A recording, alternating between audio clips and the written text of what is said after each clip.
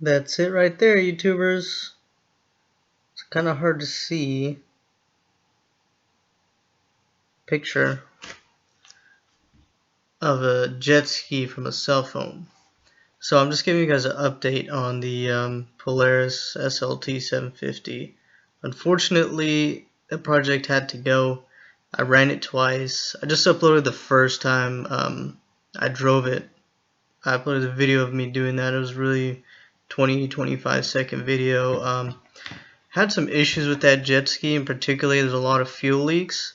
The tank had a couple leaks, and having a full tank of gas and trying to work on a fuel system, it takes a toll on you, man. It stinks, the fumes get all over the place. So I did some repairs to it, replaced all the fuel lines, gaskets, but where the fuel level sender is on the fuel tank, that gasket was leaking and not sealing worth a shit. And you could not find parts for this Polaris. I mean, you can get crafty, and I did. I used some parts and try to make it work, but it obviously didn't seal. So here's a story on it. I took it to a lake here. I live in Northern California. I took it to Lake Comanche. Huge lake. So I probably should have went somewhere closer, but where I live there's a lot of wind, and it's not really safe to go alone if it's really windy and an unreliable jet ski. If you get stuck, I mean you're not coming back. So I took her to this bigger lake, and I go, and she's running like a clock, man. I mean, shit. I got up to about 48 miles an hour. She's riding the waves, and I'm just like, man, what a steal, what a deal. Shortly thereafter, it bogs down like it just sucked in something on the impeller. You know, I felt like I lost some power for a little bit, but I didn't lose any power. It just started bogging, started dying. It would go up to about 30 miles an hour, which was still cool, still fun. But I went and parked it, and it's fuel all over the place, a little bit of water leaking in. It's like, God, it's just a mess there at the dock. You know, so it's slowly starting to get in the water. Put on my trailer and brought it home and did a compression check on it. Found one of the cylinders actually ended up burning a hole in it. The mag cylinder, which is the problem cylinder on these Polarises.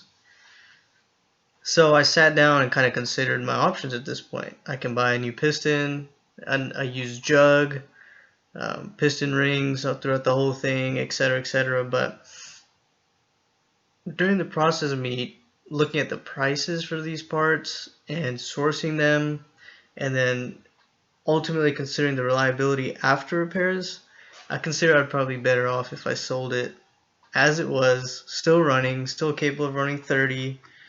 I really didn't want to have it when it would seize, or sold it to a person who was more mechanically inclined than I was. So yeah, it's in better hands now, but unfortunately it's gone. So what have I been up to while that's been gone? I actually ended up buying another jet ski. So I bought a 94, what was it, Sea-Doo GTX. I think it had the 657 engine on there. It was a 3-seater. I'm a fan of 3-seaters, and it came with a trailer, a tube, what else? A couple life vests. Here, I'll show you a picture, but sorry, it's really hard to see me on this webcam.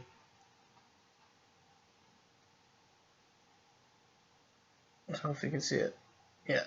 The body was in really gnarly shape. I mean, it looked clean, but the engine bay had just a couple parts missing. It's been sitting for a while. So before I did anything, first things first, I did a compression check where I had to open up the fuse box, the control head that all jet skis have. They have a little brain, you would call it, computer. I had to jump start it from the starter solenoid, which was annoying because it was stuck way in there, but compression was 60 psi on one and 90 on the other. And had they been closer to the same on both cylinders, we probably would have got that running and kept it. But since it was just 30 psi off, missing parts, again, the older the jet ski that you get, sometimes you get a steal if they're simple.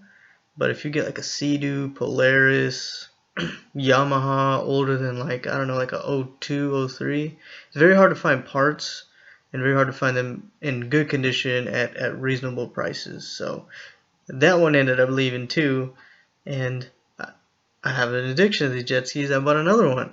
So I ended up buying a 97 Sea-Doo Bombardier, or Bombardier, the hell you call it, GTI. It's a slower, little basic model, single carburetor, but the body, man, it's in killer shape. I'm gonna actually post another video, but better quality. I'll be using my iPhone, so you guys can kind of see it. Here's just a little sneak peek of it, if you can see it. God, this webcam fucking sucks. You'll see it in the next video, but this was in much better condition. Single carbureted, 717 road tax. It's a running condition. I've taken it out a few times already, and it's a lot better. It's unfortunate though that the Polaris had to go the way it did, because I really did like it. I ended up painting it. If you can really kind of see it in this picture that I showed you, I'll try to post some of those up as well. But videos are short. They're kind of crappy, so forgive me on that. I'm not much of the crazy YouTube recorder guy yet, you know. I hope to get there one day, popular like all these other guys. But yeah, that's where we're at. So, you know, just keep following if you're still interested in seeing the Sea-Doo Bombardier. Alright guys, peace out.